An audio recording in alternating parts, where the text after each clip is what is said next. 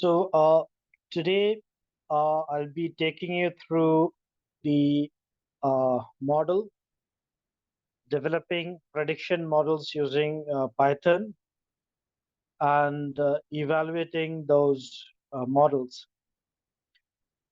So this session restricted to developing a model for prediction. The examples which I'm going to take, or the example which I'm going to take, is from the same file which we have shared yesterday. That's the synthetic depression data.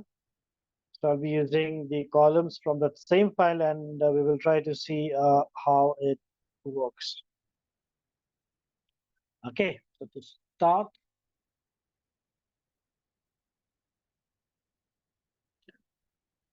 so what is going to be the content? We just try to understand what is a predictive model in Python.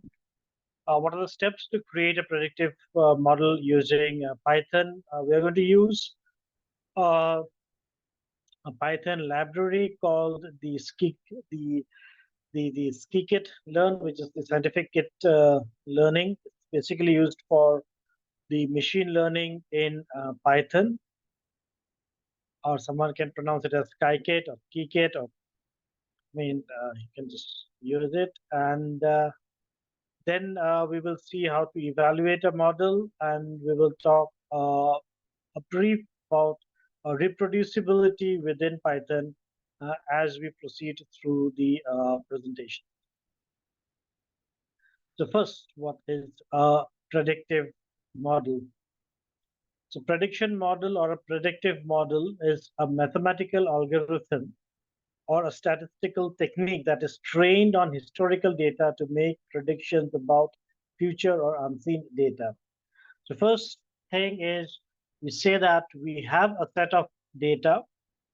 The set of data is clean, the set of data is good quality, and then based on that set of data, I'm going to develop some algorithms and then put that algorithm on a new set of data where it should be able to work, or it should be able to predict on that unseen data. So predictive modeling is used in various fields. Obviously, we are going to use it for our health sector. It's primarily started using in finance and marketing, manufacturing, etc. So finance is very important because you can predict a lot of financial behaviors in a person, and accordingly you can do marketing of the financial product or other products related to finance. You can see finance and marketing, just complementing and supplementing each other. And then we have the healthcare. The example I'm going to take today is on the healthcare. For manufacturing, you can predict the demand and accordingly maintain your inventory. The same thing goes in the hospitals also. If you can predict your usage of medicines or other consumables, you can actually store those medicines and other consumables uh, effectively or efficiently or optimized manner in inventory rather than overstocking or low stocking of those materials. Plays a crucial role in decision-making process, risk assessment, resource allocation, and optimization based on data-driven insights. And as we know, more and more as we uh, go into the future, data is going to play a leading role for every aspect of our life. Data is going to tell us what to do and what not to do. Data is going to tell us how we should behave and what we should eat and what we should not eat and where to travel and where not to travel. Everything will be guided by data. Therefore, having good data systems can lead to good predictive model, and good predictive model can lead to better quality life. So as we go in the future, data is going to be everything. And just one thing, some people say that data is the new oil. Yes, because although the oil is something, for which the world strives for, is expensive, and world runs on oil. Similarly, just like oil, uh, world is going to run on data, but there is one major difference between oil and data. Oil is definitive. It's going to finish one day. I'm talking about fossil fuel. So fossil fuel is going to finish one day, but data is continuously going to grow. So, it's something like fossil fuel is a shrinking resource, whereas data is an expanding resource. And to tap that expanding resource for the betterment of our decision making, we need good predictive models. So the key characteristics of prediction models, first is learning from the data. The prediction models learn patterns and relations from historical data through training. It analyzes features. Features is the input data that we have. These are the input variables, and corresponding target variable, that is a variable to be predicted, to understand their relation. So one thing is, we need some good source of data to do prediction. And if you do not have that, quality of prediction, it's not going to work. It's just normal, for our human being also. From our past experience, we take better decisions in the future. Similarly, with the past data, we can make better uh, predictive models for the future. Generalization. So once trained, prediction models can generalize their learned patterns to make predictions on the new data. Types of prediction. The prediction models can be used for various types of predictions. So in short, I'll be going into more details of these in coming slides. Just to give an introduction, we will be doing mostly on classification.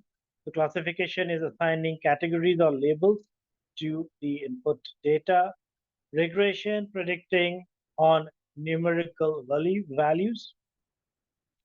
Clustering, grouping similar data points together. And time series forecasting, that is predicting future values based on historical trends. So these are the 4 types of predictions that we can do in Python. And today we will just be doing mostly on the classification. Once we develop the model, the next is for prediction. So we predict, the prediction models are evaluated based on their predictive performance, how well they have performed using matrices such as accuracy, precision, recall, F1 score, mean square error, etc. So as we proceed, we will be explaining this more in details. We'll be discussing this on this evaluation matrix more in details. Next is the iterative method, or iterative improvement.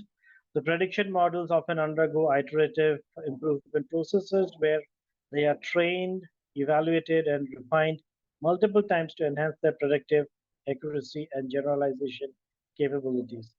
So again, prediction is not a one-time activity.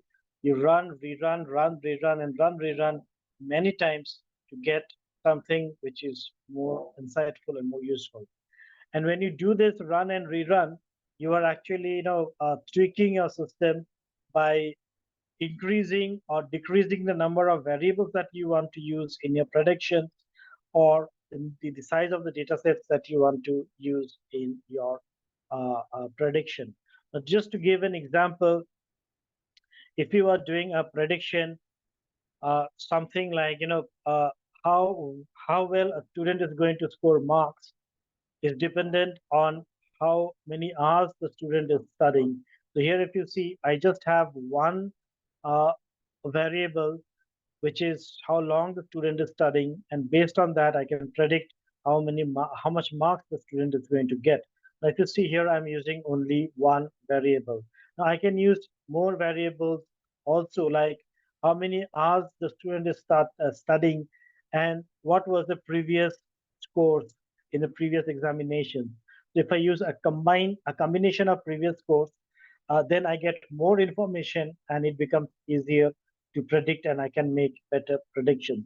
So always it's with more number of variables, the predictions are easier. And I'll be demonstrating that in the code. When I start demonstrating, I'll show you how well the model performs based on the number of variables that we are including. Deployment, so once the prediction model has been trained and validated, can be deployed in a real world application to make the predictions on new data. So how do we work on a prediction model in Python? There are multiple data sources. We need to get data, so internal and external data sources. We need to prepare the data. So a lot of data cleaning is needed. Like, for example, if there are missing values, we need to replace the missing values with some other values. Otherwise, missing values can lead to undesired data because the system will not understand what is this missing value, what's the meaning of the missing value, and the interpretation will not be right. And therefore, it is important that we look into the missing values and try to replace the missing values with some other constants.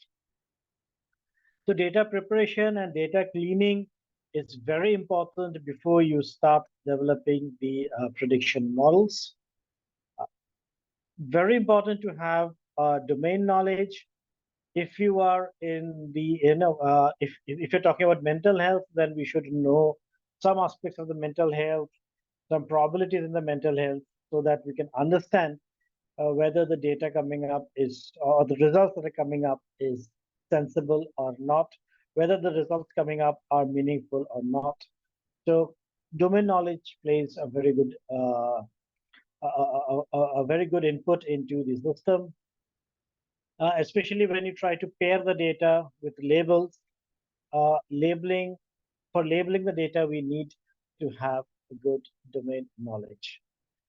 Algorithms are, will be mostly, if you're going into statistics, you have to develop your own algorithms, and otherwise, if you're going into the machine learning will develop its own models. And all getting as an input into the predictive modeling, and we get is the prediction of the answers. So we move to machine learning. So the aspect of prediction that we are going to use in this session is based on machine learning. The machine learning is a subset of artificial intelligence. So when you go to artificial intelligence, there are various ways in which we define and we work on artificial intelligence. The machine learning is one of the most important component, a part of artificial intelligence. So machine learning is, we try to build models by training them, by giving them some training, and with the help of past knowledge, it performs. And that is as simple as just to understand what is machine learning. It focuses on developing algorithms and statistical models that enable computers to learn from and make predictions or decisions based on data without being explicitly programmed. Now, if you see, I just want to highlight this two words, explicitly programmed. So what we do is we really do not need to write a code that how how the machine learning should learn, and I don't have to uh, could you please fit the presentation screen properly? I think I'm just into the full screen. So I think you need to do it in your side. You have to maybe maximize the shared screen. Okay. Uh, so yeah. So I'm just highlighting that explicitly programmed. So we don't have to write just like when you say writing a program. So we have seen yesterday that when we were doing the graph, we explicitly write what type of graph is needed. We give some very specific commands to do it, and then the output comes up. But in machine learning, there is something that the program will do by itself with the data, and we don't have to write any specific coding just for those algorithms. We just use the functions, and the machine learning algorithm will work on its own. Learning from the data, machine learning algorithms learn patterns and relationships from large amount of data. So the more data they are exposed to, the better they can learn and generalize to the new data. So again, very important, we should have good amount of data to train our machines. And it's not only it's only the size of the data, but it's also the quality of the data that matters. Type of learning. So how machine learning learns. There are basically three type of learning that happens: supervised, unsupervised, and reinforcement. So when you say the first one, that is the supervised learning, most of the things, most of the machine learning models do work on supervised learning. So algorithms learn from labeled data where each example is paired with a correct output.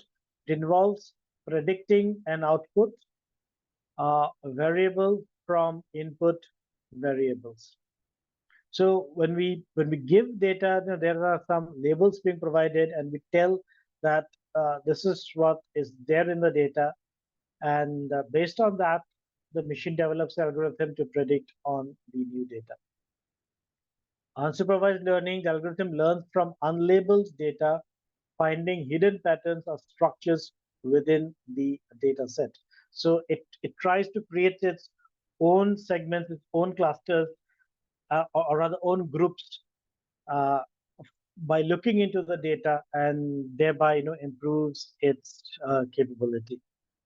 Reinforcement is learned to make decisions by interacting with an environment and receiving feedback in the form of rewards and penalties. So what happens here is, it's a constant iterative method. So it gives you a result, and if the result is correct, it gets rewarded. There's a penalty, and it happens in that way. And the more reward it gets, the better it learns, and it can perform better. Then we have the model representation, where the machine learning models can be represented in various forms, including decision trees, neural networks, support vector machines, k-nearest neighbors, and more. So how the model is actually working, what type of algorithm it is going to take. It's going to use decision trees, neural networks, or support vectors. So that is what we need to select.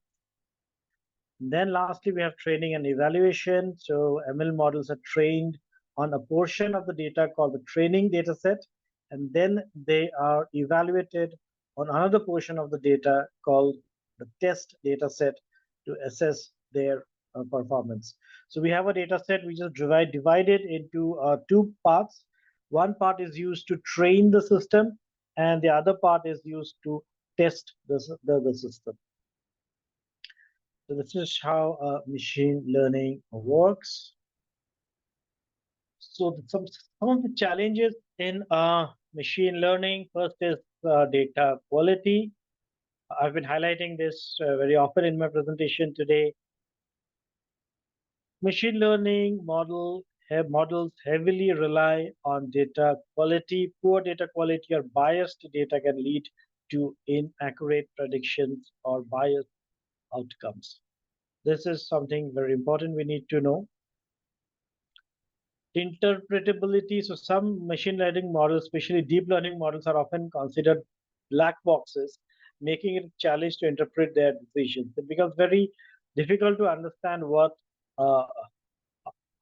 they are predicting. So it says that it becomes a black box. So all the information goes in, and nothing comes out to tell the user what has been predicted.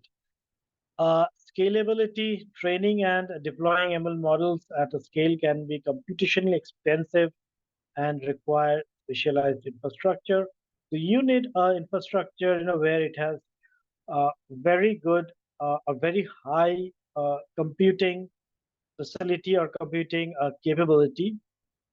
It's just like you need machines with more RAM or more memory, and you need machines with more processing power, that is better quality processors. And we know that we cannot grow infrastructure in one way. So what we do is we try to use infrastructure in a grid or in a federated way, so that uh, your processing is distributed, or commonly people call it as distributed architecture. So processing gets distributed in multiple hardware rather than in one hardware. So scalability, you can create a model in a smaller system, but then when you try to implement it on real data, it might be it might require uh, bigger pieces of hardware. So that is the scalability that we are talking of here. Ethical consideration, machine learning models may perpetuate or amplify bias present in the data. Ensuring fairness, transparency, and accountability in machine learning system is crucial. And if you see nowadays, when we're talking about artificial intelligence, it's always ethics in the artificial intelligence, or ethical artificial intelligence. Uh, that is what is being vouched for, because artificial intelligence can come up with many information which may not be well desired in the society, or it might be, I mean, it can be detrimental to the society in terms of peace, tranquility, or any political issues.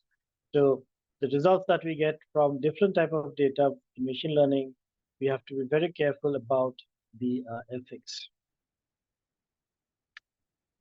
So now I'll just explain in more the details.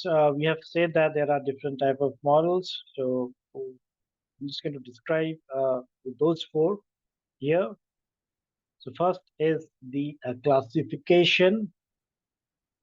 So it is a process of arranging things in groups or classes according to their resemblance. Like if you see in the graph just shown here, there are two groups.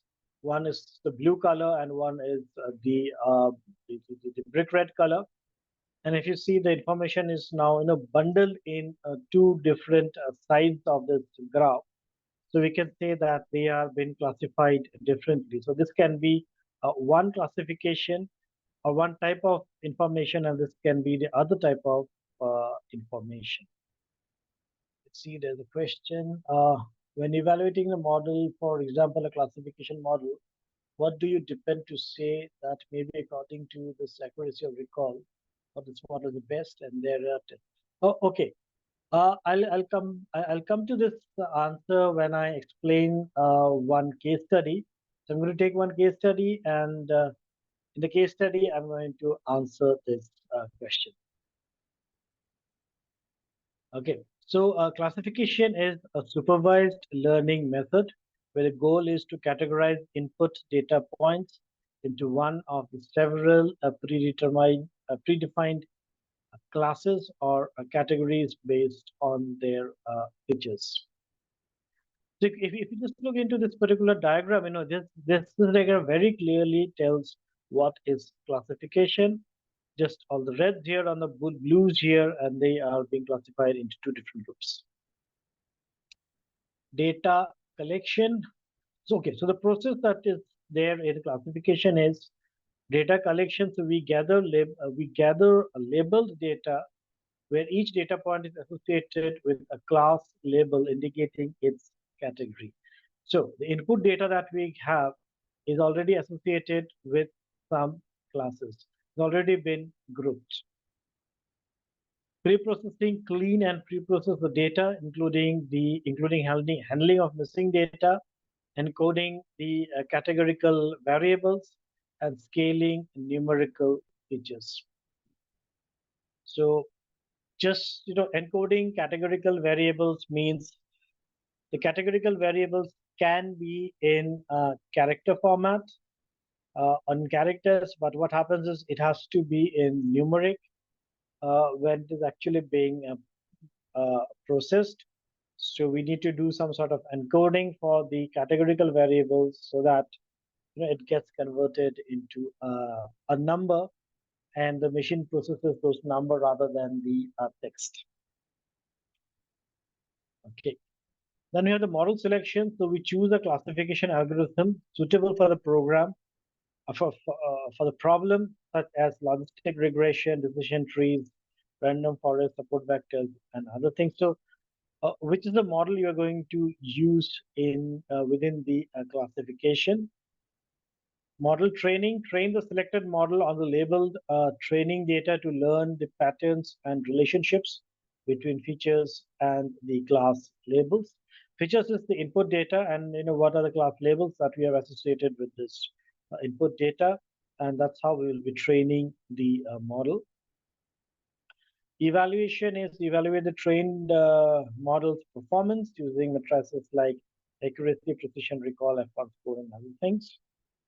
Model tuning is fine-tune the model parameters or try different algorithms to improve the performance.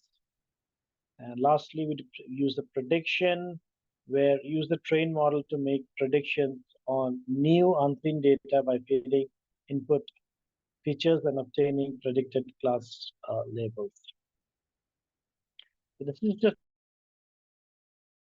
the classification. Today's example that we'll be taking will be based on classification.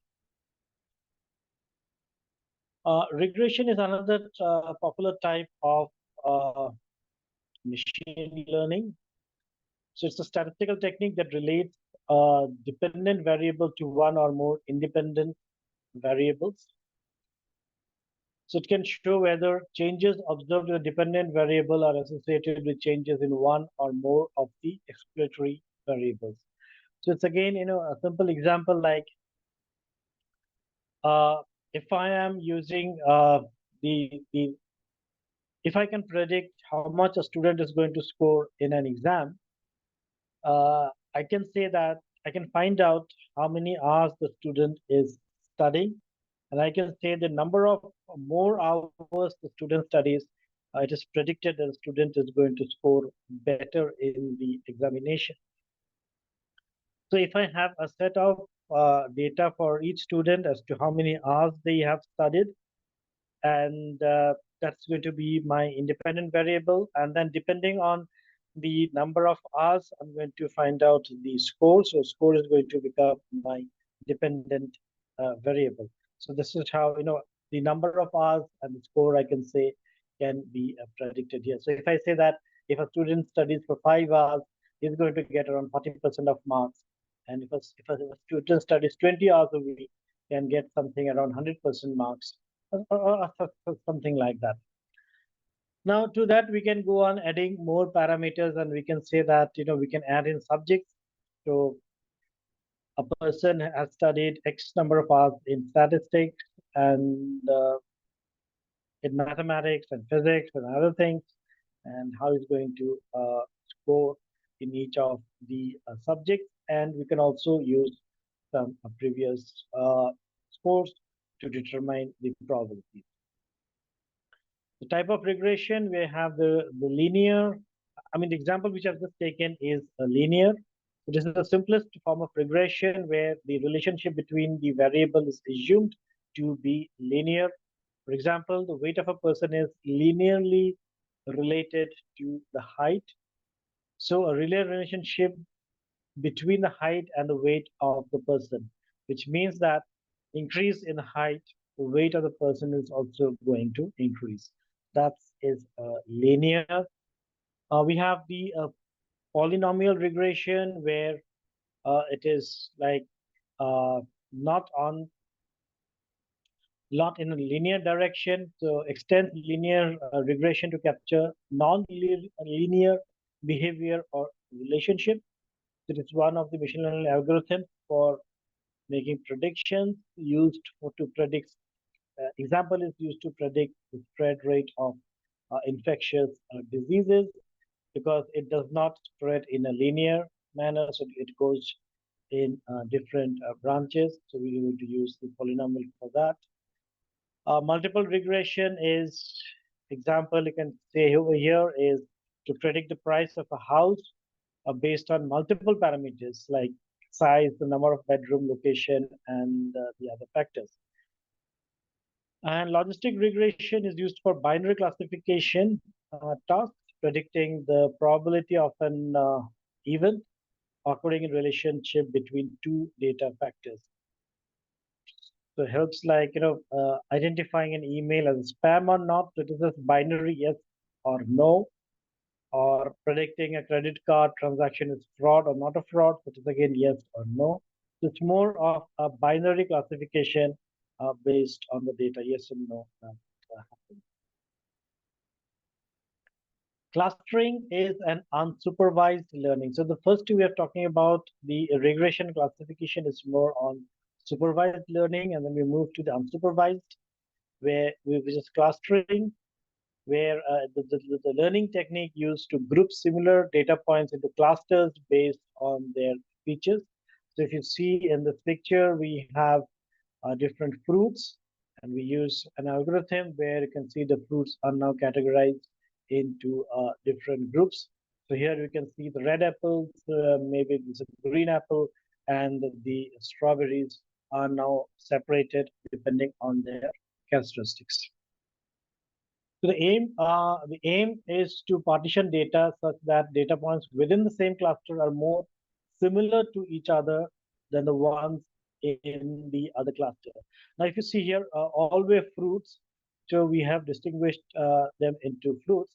But if there was a mix of vegetable and fruits, then maybe the first step would have been to categorize them into, or to cluster them into vegetable and fruits, and then maybe further cluster the fruits and further cluster the vegetable. Example, a group together patients with high glucose levels and more age, potentially indicating a more severe progression of diabetes that will require insulin therapy. So just a simple example been given here. The last one is the time series forecasting, which is depending on the historical trends, we can predict the future. So time series forecasting is a technique used to predict future values based on historical time-ordered data points. So in the history, if you say that in every 50 years a pandemic comes, then we can predict that in the next 50 years, again, another pandemic may come. So that is what it says, predict future values based on historical time-ordered data points. So it involves analyzing patterns, trends, and seasonality within the time series to make accurate predictions about future values. So we know that come June and it's going to rain, and come December it's going to snow. So this is what we have seen in the history, and this is what we're going to predict for the future. Okay. So we just to move. We have just done a lot of theory here. So we move from the theory to actually implementing it in Python. And we can see how we can implement that in Python now. So in Python, we are going to use a library called the scikit-learn, the scientific learn. So this is the library which is used for machine learning in Python. So this is simplifying machine learning in Python. It is a powerful and user-friendly machine learning library in Python that provides a wide range of tools for building and deploying machine learning models. So there are a lot of functions, there are a lot of features that are available within this library, which we can use in building our own models. It's also called sklearn because it is easy to write sklearn. So in a program, we will be referring to it as sklearn, but sklearn and scikit-learn is the same thing. Just to make it short, we will just be referring to it as the sklearn. This is a this scikit-learn seamlessly integrates with other popular Python libraries such as NumPy or SciPy or Scientific Py or Pandas and Matplotlib that we have done yesterday, enabling to leverage their functionalities and data manipulation, scientific computing, and visualization. So while we use this library today, we will also be using the pandas to read data and might be some NumPy to manipulate the data. Okay, there's a question which says, what is timestamp in the previous slide? Timestamp, when we have date, the date is being represented in various forms. So one is, just the date. We say that today is 28th of March 2024. But alongside date, I can also add a time. So I can say that today is 20, and right now, for me, it is like 28th of March 2024, and the time is 16:20. So it's like, I'm combining time, the date, and the time together, and that is what is a time stamp. So many information, just a time, just a date is adequate. But for certain information, you also need the timestamp because you need more precise information about the time. Like, for example, you want to find out at what time the person should take a medicine. So you need to add the date and the time. Okay. But in most of the cases, if I am just trying to find out the date of birth of a person, then if just having the date is adequate. But in some cases, the time might also be important. For example,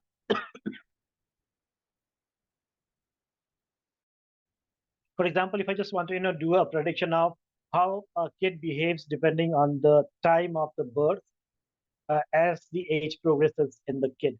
So in that case, I need both the date and the time. Therefore, that's the timestamp. Okay. Sure. Now I'll be moving to the Python program and just see how to write a Python program to develop a prediction model. So first, I'll just explain the code that is there in the program, and after that explanation, I'll be demonstrating that code with different parameters. So if you see, first we need to import the necessary libraries to start a program. So in this case, this code snippet will import necessary libraries from the scikit-learn and get pandas and sets up an environment for building and evaluating a machine learning model using the random forest classifier for classification tasks. So in this particular example, I'm going to use the random forest classifier. So I'll come to that. What is random forest? I'll define that. But just to understand that, I'm going to use the classification model and I'm going to use the random forest classifier. The first is for pandas. So I said import pandas as PDs. So pandas imported as a PD. So instead of writing pandas full every time, I'll be just writing it as a PD. So I'm just shortening it so that it becomes easier for me to code. So used for data manipulation and analysis, and even to read data from the data sources, if it's a text file or other text information. Then you have, we can actually import the library, and we can import the the sub libraries which are there. So for example, here I'm taking something as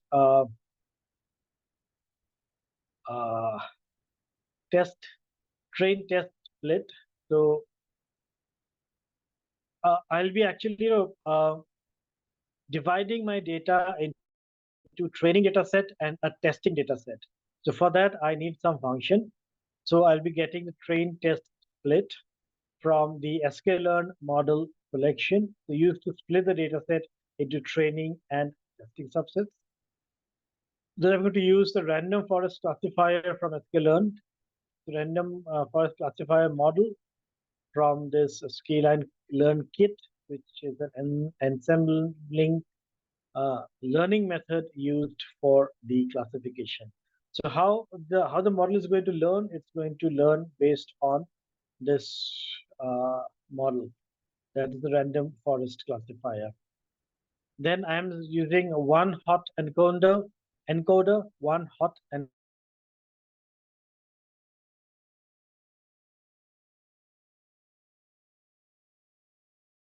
like male and female. So you can see that for sex variable, we have two categories, male and female. Like for yesterday, we have seen for education, we have three categories, graduate, undergraduate, and for employment status, we had employed and unemployed. So those are the categories we have, and we need to encode them before we actually push it into the learning model. Then column transformer. So it is used to apply transformers to columns of an array or pandas data frame. So we transform those data into a data frame here. Simple imputer used to handle missing values in the data set. And then we have the classification report and accuracy report used to evaluate the performance of the classifier.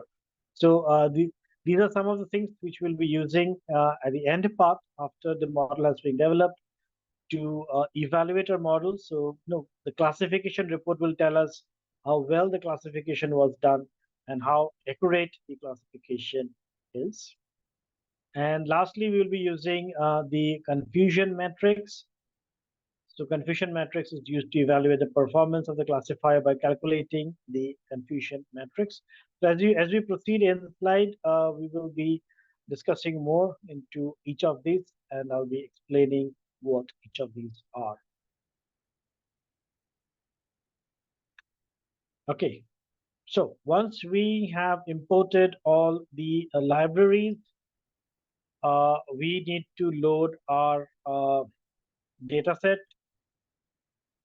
So here if you see PD was the pandas, so read CSV. So I'm just reading the CSV file and storing it into MH data. So I'm just calling it the mental health data. So this is the same data set which was shared yesterday, the synthetic depression data. So if you see pd.read CSV, so this is a function from the pandas library. It is used to read data from the CSV files or the CommonSet Reddit files and create a data frame, which is a tabular data structure in pandas. So all the columns that are there in this CSV file are now put into this data frame. This is the file name, and this is the file name that we're going to read. And if the file is located in a different directory, you need to provide the full or the relative path to the file name. So in my case, I'm just putting it in the same folder, so I'm not giving the full path. Otherwise, t:// directory name / a subdirectory name, and then the file name can come. So you can just specify the full path here. MH data over here is a part of the code assigns the data frame created by this pandas. This allows you to access and manipulate data set using the variable name data or MH data. Now the next is selecting relevant features and target variables. Now features are the input, okay, and target is the target. So we are going to read some variables from the source. We are not going to read everything. So what is going to be my input variables and what is going to be my target? So in this example, I'm trying to say that I'm going to read a person's age, sex, income, employment status, and stress level, and the mental health score. So if you see in the CSV file, these variables are already there. So this is going to be my feature. That is going to be my input, and my target is depression. So I'm going to predict whether the person is going to have a depression or not a depression or not going to have a depression based on this input parameters. Okay, so this input parameters should help me predict, or the values in this parameter should help me to predict whether a person is going to have, or is a person is depressed or the person is not depressed. Okay, so just creating two variables here, x and y. So reading the features and then reading the target. The features, this line defines a list of feature names. These are the variables columns from the data set that will be used as input to the machine learning model. In this case, the feature includes the age, sex, income, employment, stress, and the mental health score.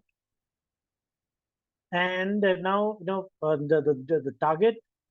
So this line specifies the target variable. The target variable is the variable column that the model will attempt to predict. So here we are going to attempt to predict the depression. In this case, the target variable is the depression. The image data features. So this line creates the new data frame called X. I'm just calling it in X, containing only the columns specified in the features list, that's the input list. So it selects the features from the original dataset image data. So if you see in that variable, in that CSV file, we have multiple variables, but I'm just going to have some selected variables. And now this data frame is just going to have those selected variables. And it creates a new series Y containing the values of the target variables. It selects the target variable from the original data set, that is MH data. So we have described MH data in the previous slide. Then we have seen that we need to do some pre-processing. So what we have done, we have got the libraries, we've imported the libraries, we have imported the data, we have created the relevant data frames for our input, as the features, and the target, that is the prediction. So the three steps have already been completed. Now we go to the fourth step, where we are handling the missing values. Now we say that imputer is equal to simple impute strategy most frequent. Now if you see here, we're saying that the strategy we're going to use is most frequent. Now how this is going to work? This line creates an instance of the simple imputer class of the sklearn, which is used to handle missing values in the data. So we know that for machine learning, we should not have missing values. That creates a problem for the algorithm. So the strategy most frequent argument specifies that missing values should be imputed using the most frequent value along each column. So if there is some missing value, how to replace it? So we just find out which is the most frequent value and just fill that missing value with that. Okay. So just like, for example, if someone's sex is not available, and we know that in 100 data set, 75 are male and 25 are female. So what it will do, it will just, put that value male in for the missing value. Next is, we are saying that X is a data frame, pd.data frame, imputer fit transform X column, X dot columns. So what this is doing, this line applies the imputation process to the data frame X, which contains the input features. If you see the previous slide, we have said that the input data is now in the data frame X. Now this fit transform method of the simple imputer object fits the imputer to the data, calculates the most frequent value of each column, and transforms the data by replacing the missing value with the most frequent value in each column. And the resulting array is then converted back into a data frame using the pd.data frame. So columns.x.columns, the argument ensures that the column name of the original data frame are retained in the new data frame X. So this is actually where it is reading the data, doing a transformation if it is needed for the missing values, and then putting it back into the original data frame. So we have done the first part, that is handling of the missing data. Next is label encoding for categorical variables. So if you see, we have 4 commands here. I'm explaining what each of these lines are doing.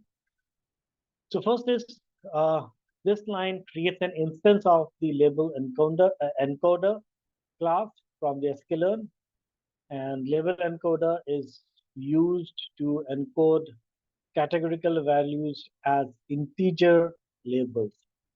Okay, so just remember that we have spoken about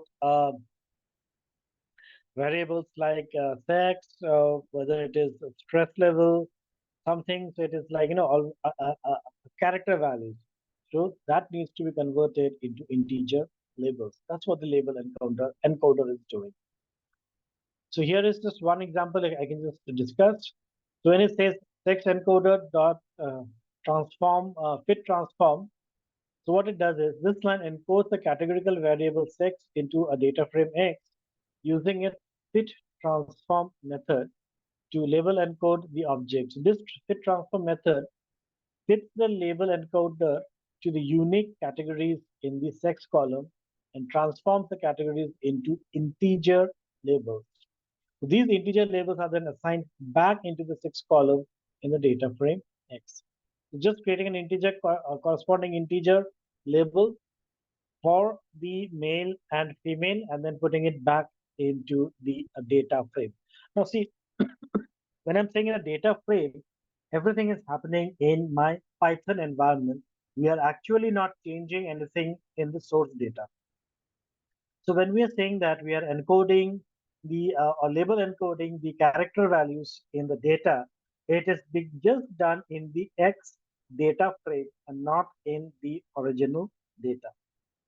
So similarly, we had characters which is for employment and the stress. So a similar logic is being used for employment and stress. Now, after the encoding has been done, we are going to split the data into training and testing sets. Means we are going to divide the data into 2 parts. One part will be used to train, to build the model, and the other part will be used to test the model. Now, if you see here, we're taking X train, X test, Y train, and Y test into text train split X and Y. So X and Y are the 2 data frames. Test size is equal to 0.2 and random state is 42. Now, what are these values? Why we need to use these values? This code snippet is splitting the data set into training and testing. So first, the train test split. So this is a function from the sklearn model selection model. It is used to split the data set into training and testing. So first, this function is only splitting, and this function has some parameters based on which the splitting will be done. Yeah, so what will happen if I do not specify the random state? Yeah, I'll come there. I'll explain it to you. So here X represents the input features and Y represents the target variable. Now we come to the test size, which is 0.2. 0.2 means 20%. So we say that this parameter specifies the proportion of the data to include in the testing split.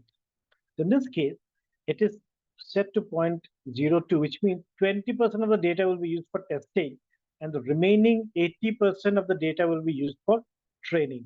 That means if I have a data set of 10,000 records, 2,000 is going to be used for testing. The remaining 8,000 is going to be used for developing the model. That is for you can say training the model.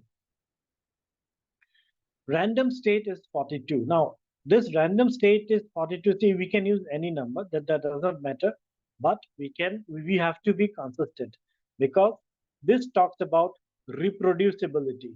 So if you remember, we had a topic in the introduction slide called reproducibility. So I'm just trying to, instead of taking a separate example, I'm just using it here and trying to explain what is this reproducibility. This parameter sets the random seed for reproducibility.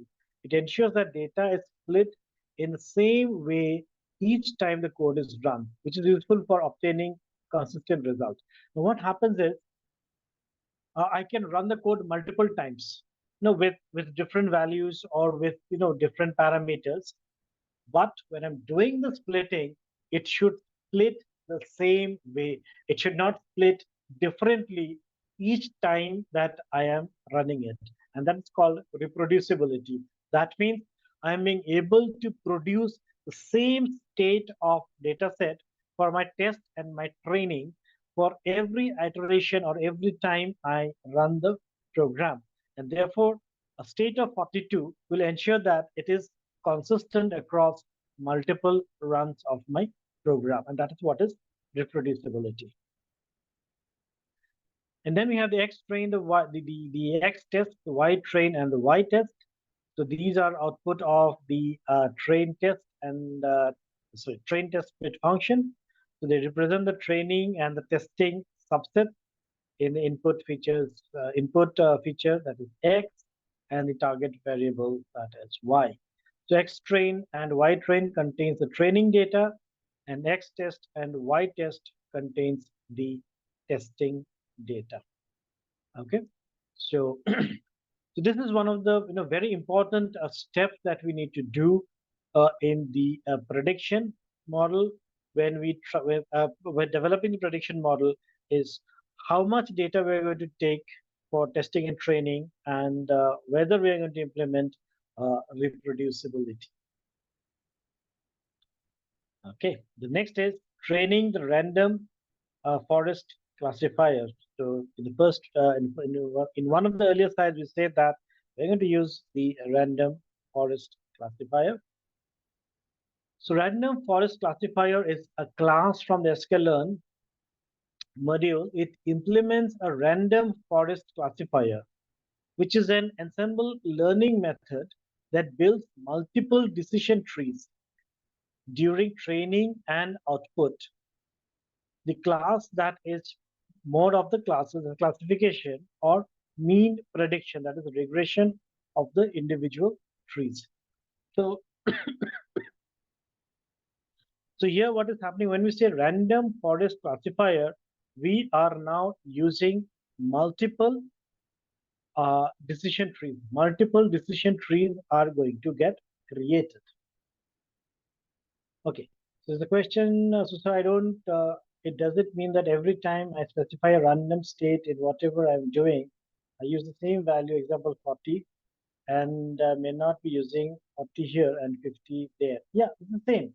So whatever random state you are selecting, just ensure that you are using the same random state.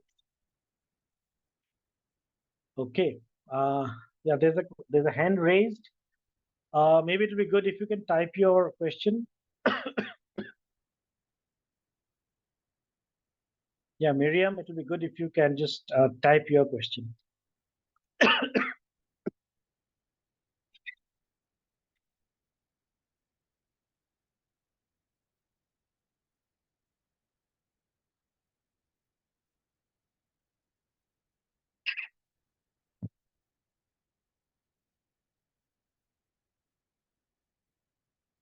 Yeah, Miriam, just type your question. It will be good so that I can answer it. And in the meantime, I'm just continuing with presentation. Now, if you see, it's saying that we are using some estimator. So estimator is 100. In this particular case, it says that this parameter specifies the number of trees in a random forest. In this case, we are setting it to 100, meaning that 100 decision trees will be built during the training process. Now, see, this is again based on the standard values, based on your experience, and based on how good results you are getting.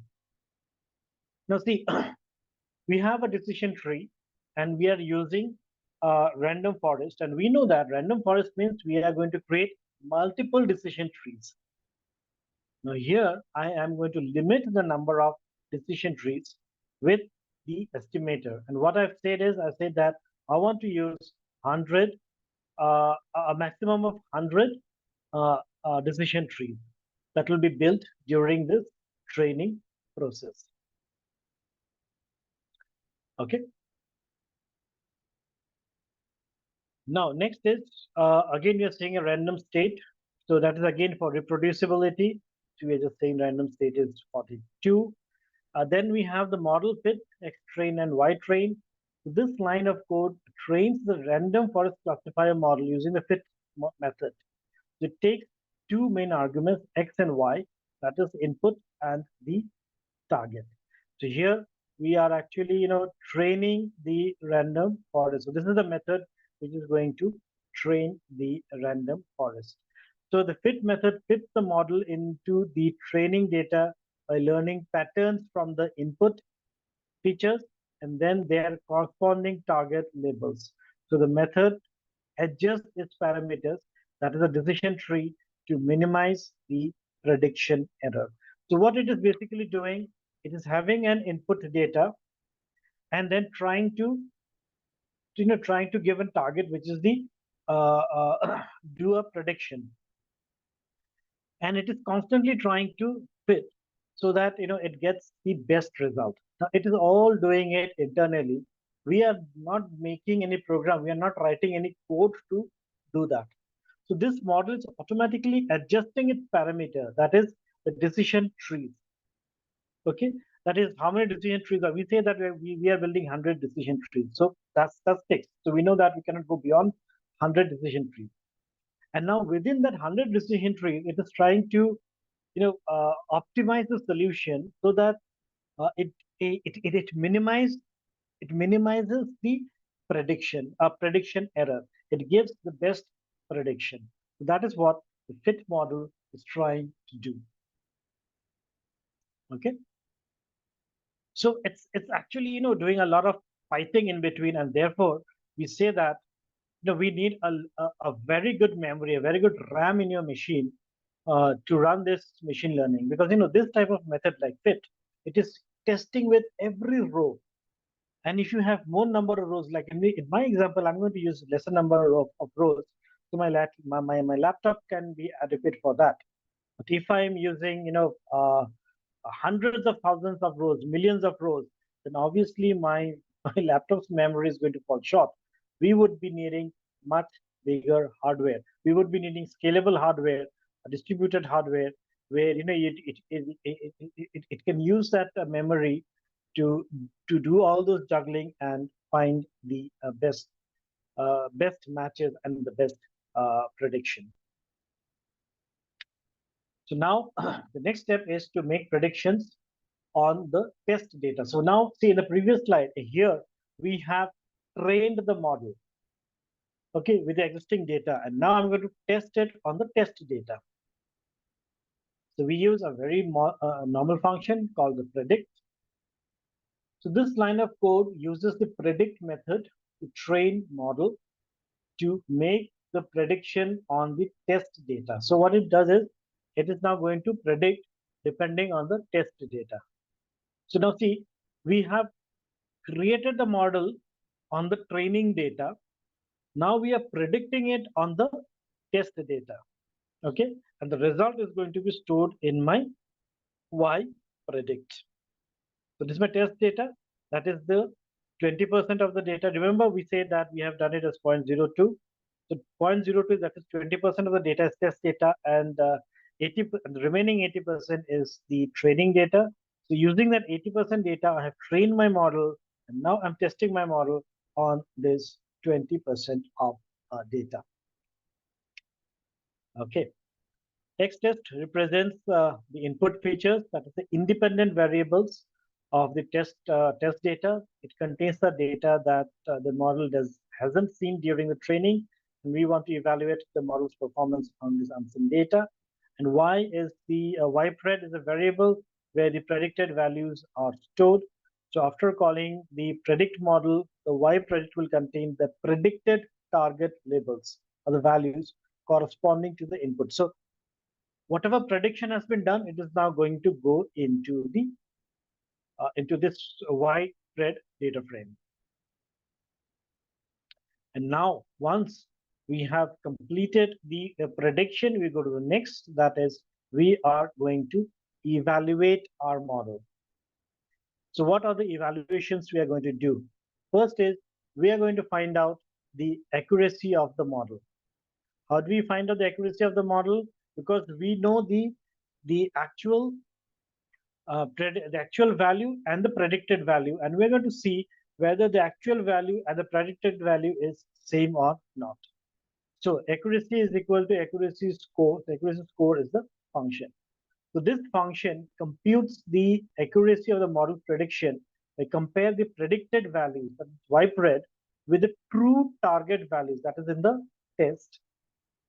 It returns the actual score, which is the proportion of correctly predicted samples over the total number of samples. So out of 100, how many was correct? So let's say out of 100, 80 was correct. So it says that my accuracy is 80%. Okay. If I say that only 50% of the of my matches of my predictions were correct, so my accuracy goes down to 50%. So in my test, we already have the labels, and now I'm doing the prediction. So what has been predicted, I'm comparing that with my test data and seeing whether it has been done correctly or not. Okay. So the accuracy score indicates how often the model's prediction match the actual labels in the test data set. So I'll try to show you this in the demonstration. Next, we have the classification report. So classification report, so this function generates a comprehensive classification report that includes the various evaluation metrics. Now, there are two ways of doing it. We can calculate the precision, recall, F1 score, and support separately, or we can simply use the classification report function, and it's going to show you the classification report. That means it's going to show you the result for all these. So two methods: write more code, so do it separately; write less code, just use the classification report function. So the classification report provides insights into the model's performance across different classes, making it useful for multi-class classification tasks. Now, we are going to explain what is this, each of this. What is precision, recall, F1, and support? The first is precision. Now, as the word says, we know that how precise is these model based on the evaluation that we have done. So this is what precision is saying. It is saying precision measures the proportion of true positive predictions, that is correctly predicted positive instances. Remember this. We are going to use it later on. It says that it's the measure of the proportion of true positive predictions. That means once that it has correctly predicted, because the test has a value and then we have the prediction, and if they are same, it is the correct prediction. So that is among all the instances predicted as positive by the model. So if it is predicted positive and it is actually positive, then it's a good thing. So that's what the precision is going to tell us. It is calculated as a ratio of the true positives to the sum of true positives and false positives. So sometimes it gives you a false positive. Your prediction might say that it is positive, but in your test data, it is false. It is negative. Okay, so that means your model has wrongly identified this as a positive, but it is actually a negative. So we say that this is a false positive. So precision quantifies the model's ability to avoid false positives, indicating how reliable positive predictions are. So the formula is very simple. Precision equals to 2 true positives divided by 2 positives plus the false positives. This is the actual true positives that we are getting. Okay, there's one question that says, can we get these PPTs? Yes, these PPTs will be put up in the GitHub. So when you go to the GitHub, you'll be able to get these PPTs. Second one is, says, please, can we have the courses material like R and Theta? Give us these slides. Yes, I'll be giving you the slides. It will be made available in the in the in the GitHub. Okay, so all materials will come in the GitHub. Can you share the link of the GitHub? Yes, I think Michael, if possible, if you can just share the link to the GitHub. The link to the GitHub was also shared yesterday, but doesn't matter. We can also share it today. Okay.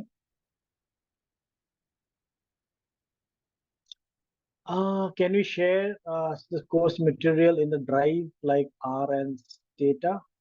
For this particular course, we are actually sharing it on GitHub and making everything public so that we are not restricting only to the ones who are attending. So if it's on a drive, it's only the people who are attending. If it's on a public repository in the GitHub, it's for everyone. And we would like to give it to everyone, and therefore it is being put in the GitHub. Okay. Yes, you can download from the link that will be shared for the GitHub. You can download from GitHub, no issues. Okay. Next, we say the recall or the sensitivity. So recall measures the proportion of true positive predictions among the all actual positive instances in the data set. So it is calculated a ratio of two positives to the sum of two true positives and false negatives. So recall quantifies the model's ability to identify all positive instances, indicating how sensitive the model is to detecting the positive. So recall basically is telling you how good it is in identifying all the positives, all the actual positives, the actual true positives. Next, we have the F1 score. So F1 score is the harmonic mean of precision and recall, which means it provides a balance between the precision and recall, considering both false positive and the false negative. So F1 score of 1 means it is a perfect precision and recall. And if it is 0, it is the worst case. So if you get any number between 0 and 1, it can be a decimal number. So any number between 0 and 1, that means your model has performed average.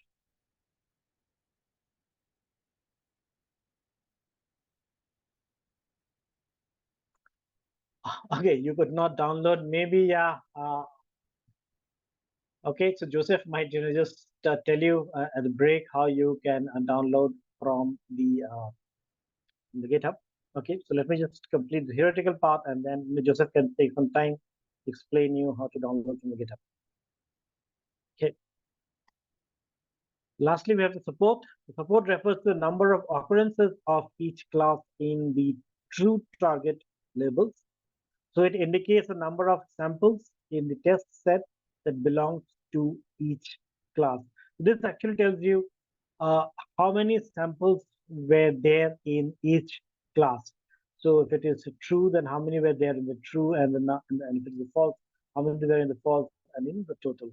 So this indicates a number of samples that were tested, number of samples in a test set that belong to each of these class.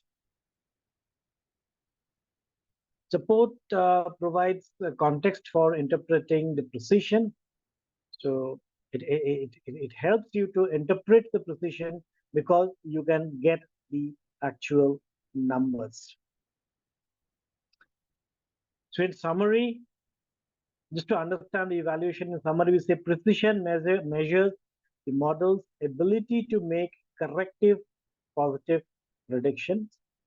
Recall measures its ability to identify all positive instances. F1 score combines both precision and recall into a single metric.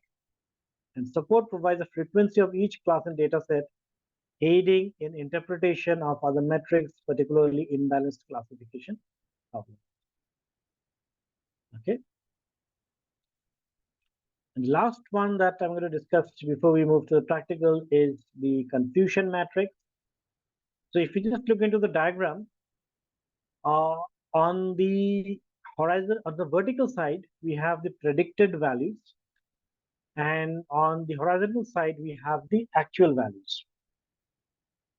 Now, if you see, there are four quadrants. TP stands for true positive, false positive, false negative, and true negative. Now, which means the TP is the predicted value is positive and it is positive. That means when I check the value in my test and in my prediction, it's same. So that is my true positive. Okay. If I say that the predicted value is negative and it is negative, that means it has been predicted as false and it is actually false. So that comes as the true negative. And in between the red ones, it says that the predicted value is positive, but it is actually false. That means your model has performed wrongly. Your model has performed something to be positive, but in actual it is false. That means when I try to match it in my prediction to test, it doesn't match. So my model said it is a link, or I mean it is a case of depression, but my actual data said it is not a case of depression. So now what happened? It's a false positive. And then we have the false negative. It says predicted value is negative, but it is positive. So what happens? It has predicted this as negative, but actually in the data, it is positive. Okay. So this is what the sorry the confusion matrix will show. So when we run the code, it will show the four quadrants: TP, FP, and FNTM.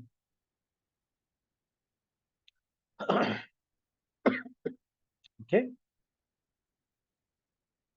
And lastly, we are going to write it to a CSV file. The reason why I'm going to write it to a CSV file so that we can manually check the answers. We can manually check if the prediction is correct or not. Okay. And I mean, in real case, we do not actually push it into a CSV file, but then in my case, it's a small data set, and therefore I'll push it into a CSV file, and we will manually check whether the result is right or not. Okay. So what we do is we're just going to have a data frame called predictions data frame, where we have one column called actual depression from the Y test and a predicted depression from the Y predict. So from the test data, we take the actual depression, and from prediction, what has been predicted, we take the predicted depression, and we'll have two columns, and we will see that whether it has been predicted correctly or not. Okay, so this brings us to the end of this theoretical presentation. So what I'll do is I'll just stop sharing now. We got the code PPT, not yet present. Yeah, we are going to share the PPT.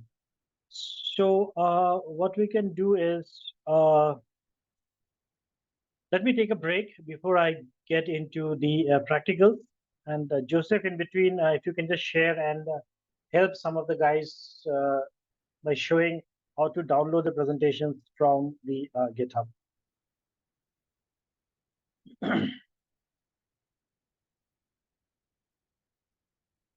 Yes, Joseph, you can show that.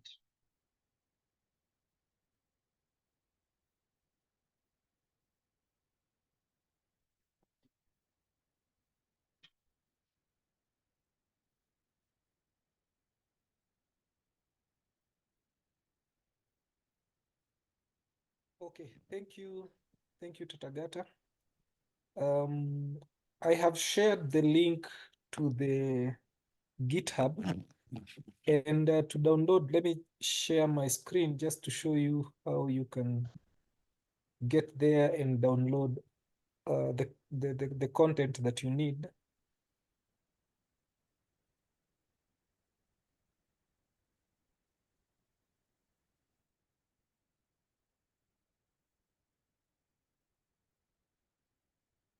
Yeah, so basically this is the GitHub account.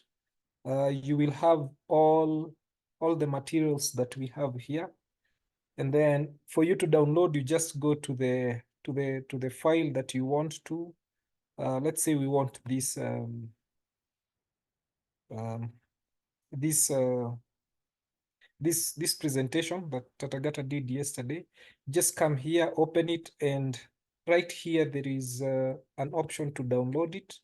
You click and then you just download the file, and that applies to all the other files.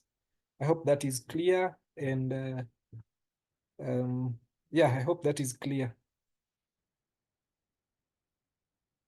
Okay, yeah, that's it.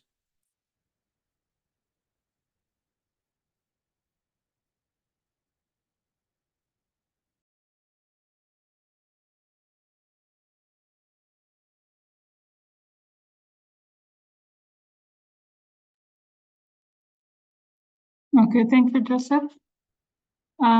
You'd like us to take how many minutes break?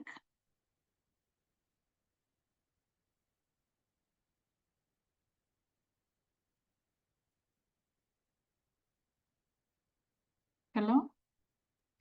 Yeah, sorry, I was on mute. I didn't realize. Maybe we can just take one or two questions and then we can move to the practicals. Okay.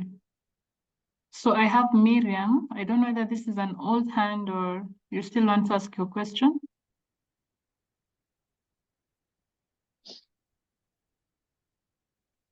Okay.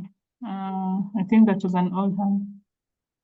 On the Q&A, I think you had answered most of the questions. Yeah. Okay, so do the participant want some break, 5 minutes, 10 minutes, or we can continue? Okay. 10 minutes. Yeah, maybe we can just break for 10 minutes and then continue. Okay, fine. Yeah.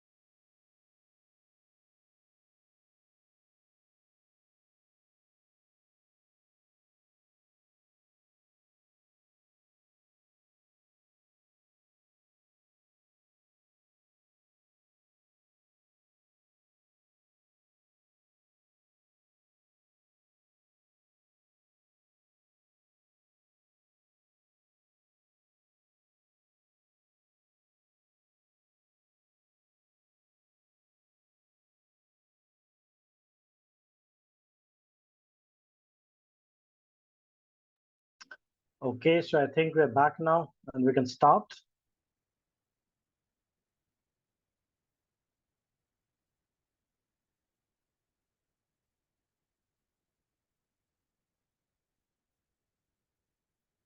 Yeah.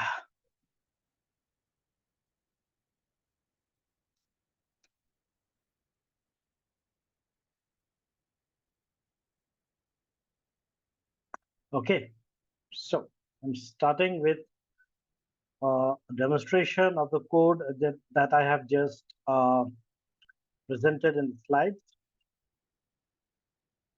So let me first share my screen.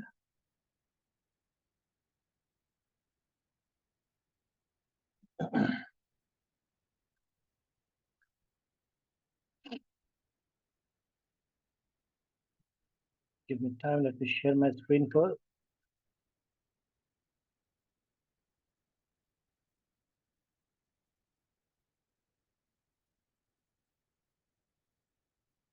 Okay.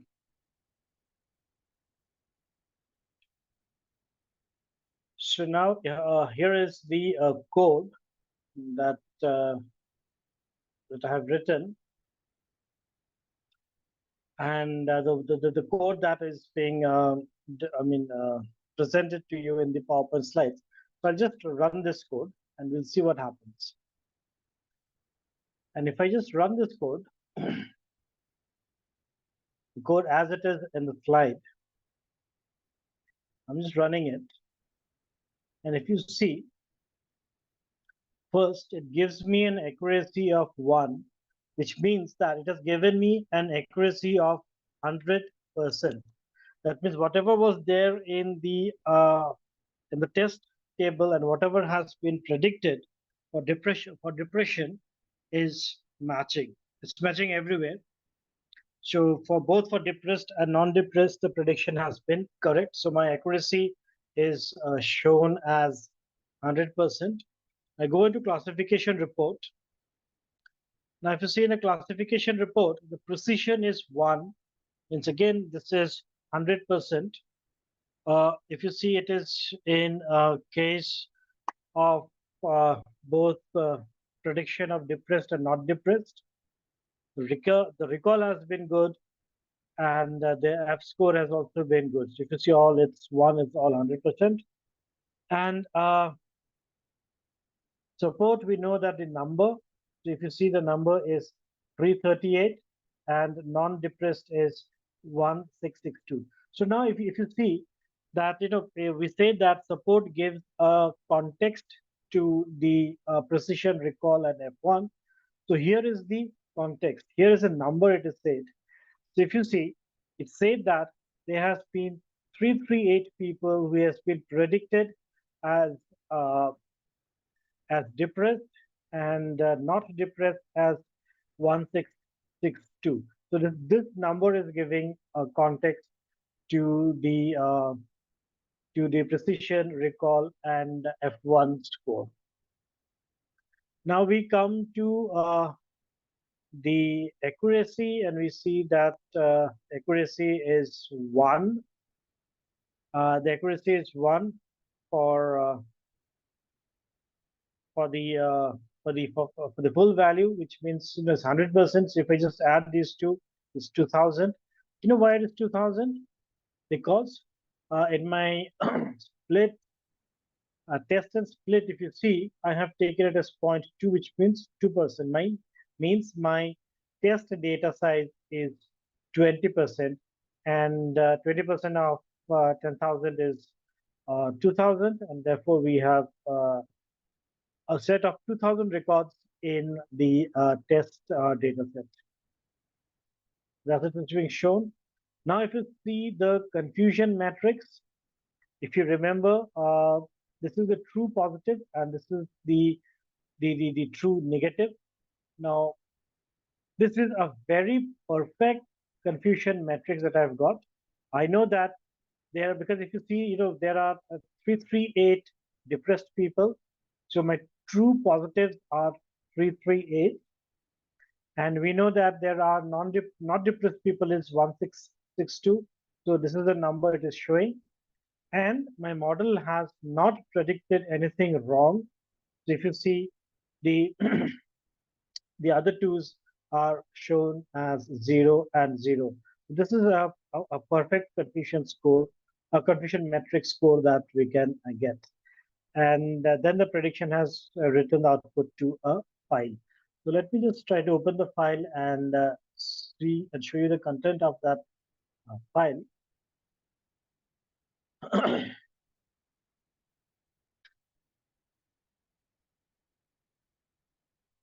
Drag it in. So if you see, there are two columns. One is the actual depression. The actual depression is coming from the test data. And then we have the predicted depression. And here, if you see, is this matching? So like in this record, it is saying depressed, depressed. And here, if you see, it is saying not depressed, and the predicted is also not depressed. Just maybe I can show you one more thing is that when we have written that into the CSV file, I can see I have given as index as false.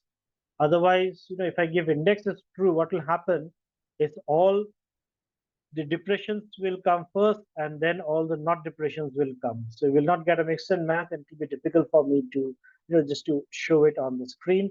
And therefore over here, I've just said index is equal to false.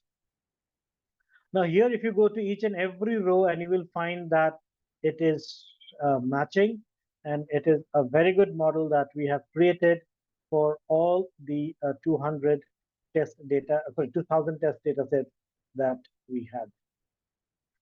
Now, let me tweak the model a little bit. And let's say in my input, I remove the mental health score. So I'm removing one variable now. And after removing that variable,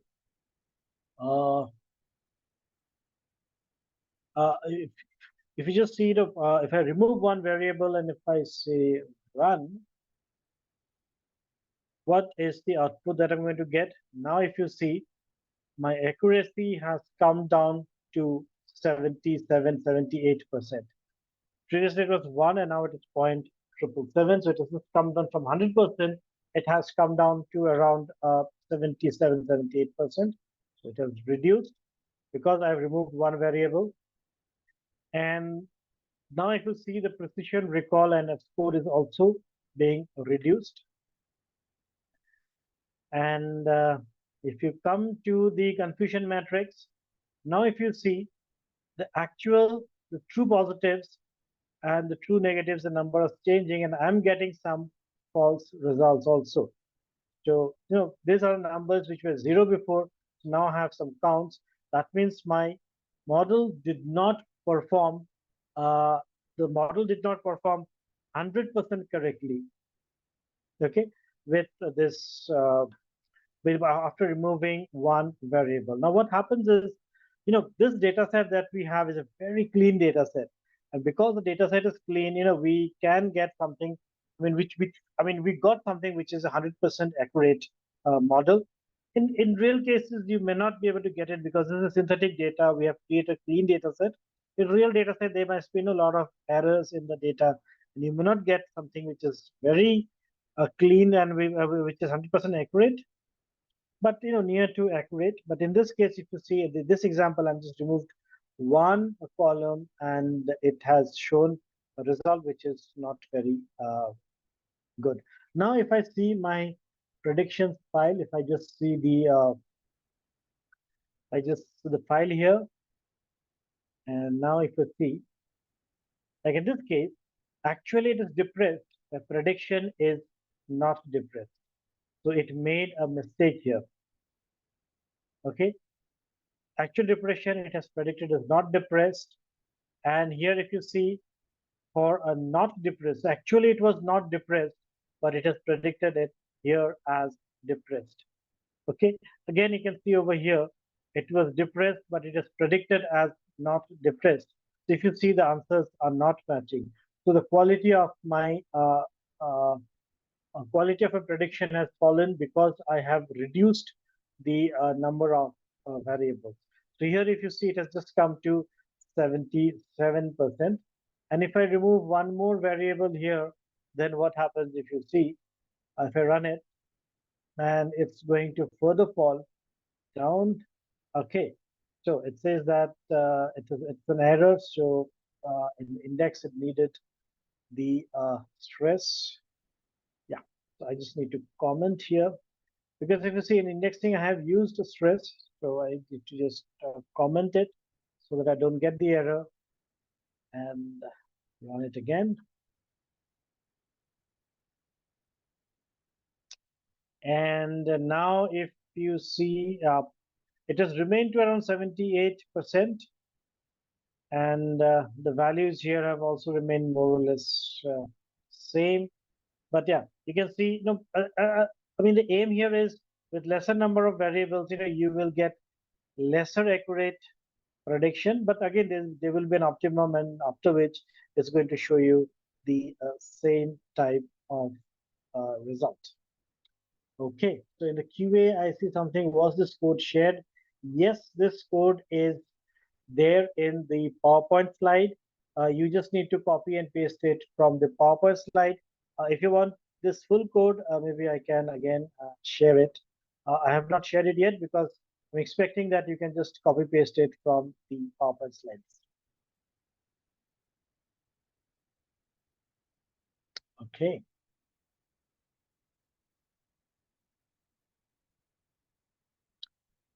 Which measure evaluation is better for the model? See, when we do evaluation, we actually go for all this.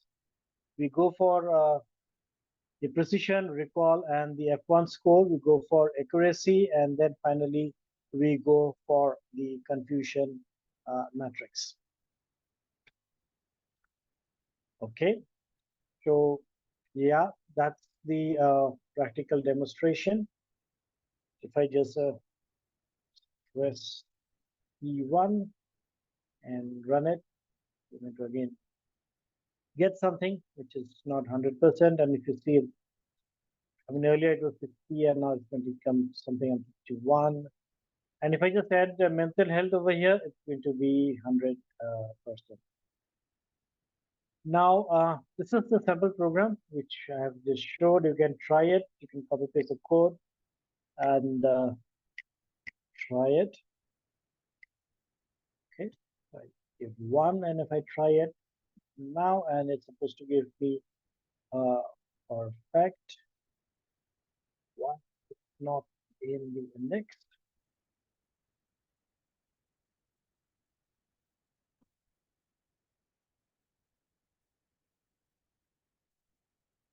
Oh, sorry. T1.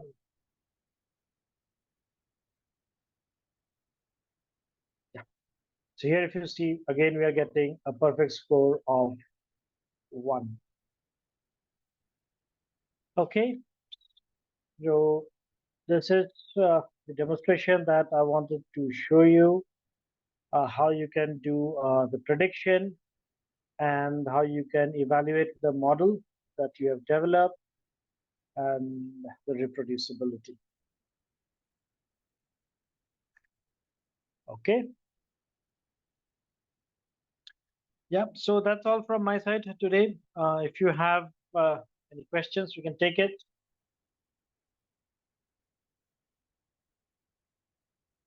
Let me stop sharing my screen. Yeah, I'm going to share the code. I'm going to share the file. So maybe you can look into the code. Just sharing the file now.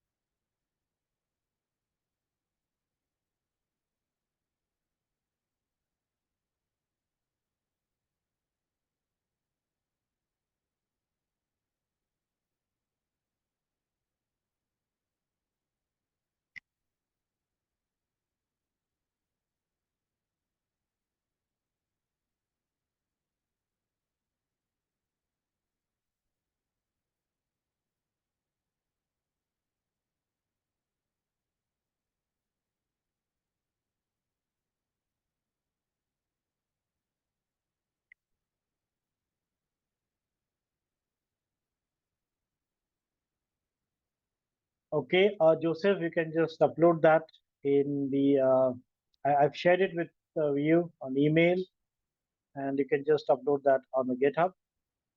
So participants should be able to see the full code in one place. Okay.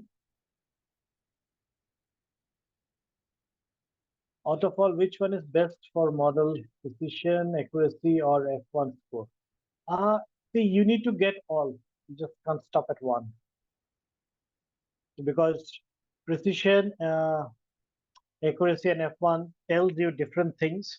So you should get all for all the models. Yes, the PowerPoint slides are already there on the GitHub, and the code is being uploaded now. So maybe in the next few minutes, you will get all the material of today's class in the GitHub.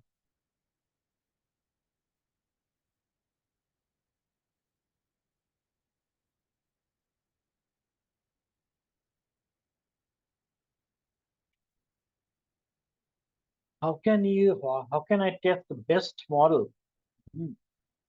Considering that I have tried DT, RF, KNN, etc. See, it depends on what type of analysis you want to do. So it's very difficult to tell a straightforward answer that this is the best model or the other one is the best model. But it depends on the type of data that you have and the type of analysis that you want to do. You can use the different models.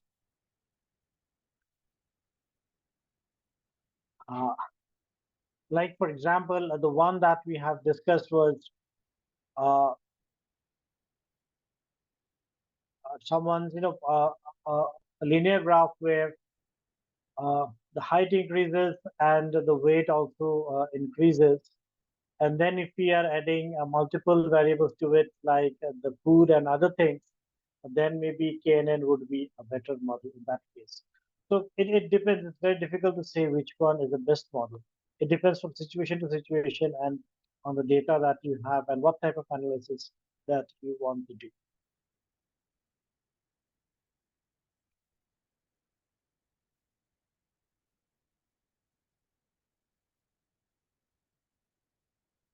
Okay.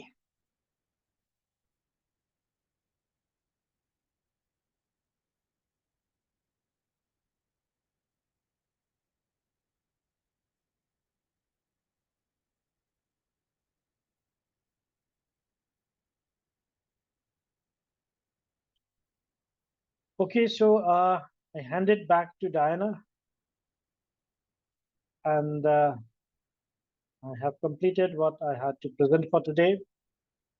If there's anything more, any questions, I can take it. But otherwise, Diana, it's over to you.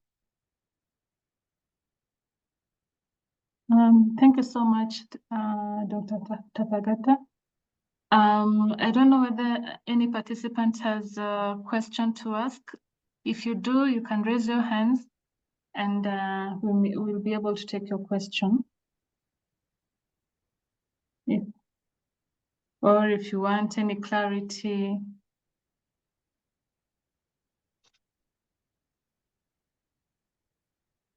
Okay, I think you're very clear in your training. And I've seen that you've answered most of the question on the Q&A. So I think this was a great session. Perhaps maybe I can give a chance to any panelists to give like the last remark. I can see there's a question by Florence. She's asking which model can you recommend when handling match case control data and why? Good question.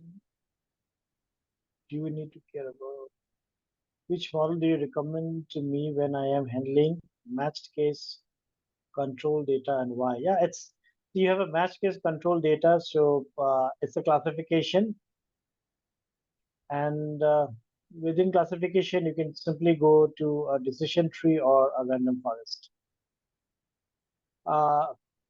Random forest will help you if you have more data because it's going to create more number of trees. But yeah, it's just going to be a simple classification.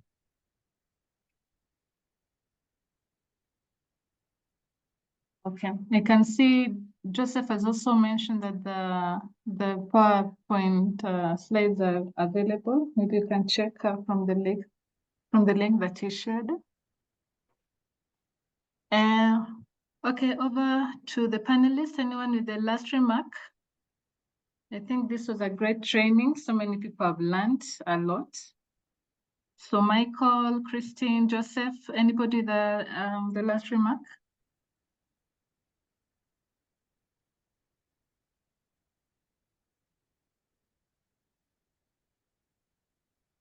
Okay, fine. Thank you so much for joining the session. We really appreciate. We hope that you've learned a lot from this three-day training session.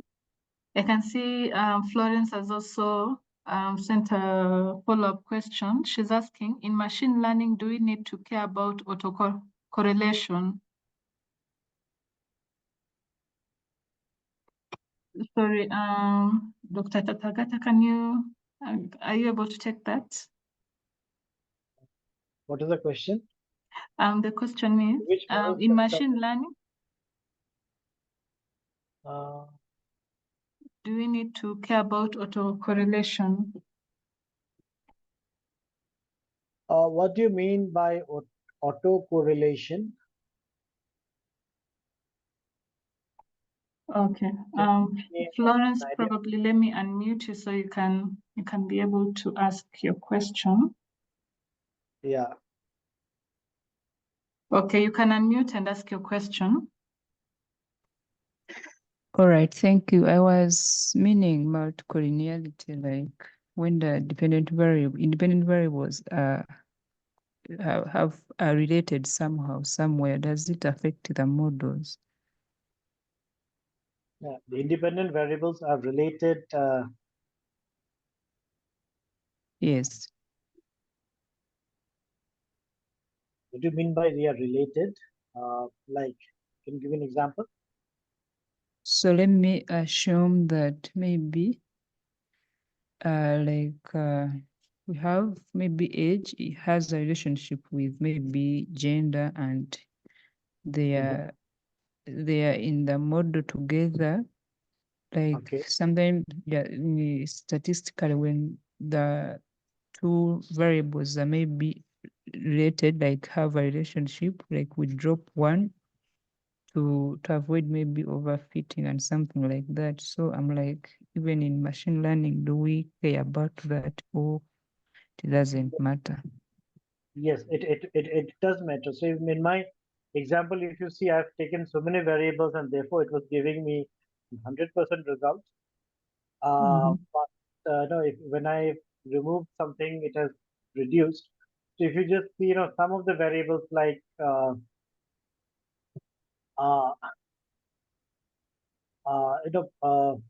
like date of birth, or rather, if you see in that example, when I've reduced one variable, the result was different. But when I've reduced two variables, the result remained almost the same. Okay. So that means, there were these variables were actually overfitting into the system, and it did not change, even though I've removed one of them. So yes, it does. It does affect your model when you have correlated variables and you are using all of them. All right, thank you.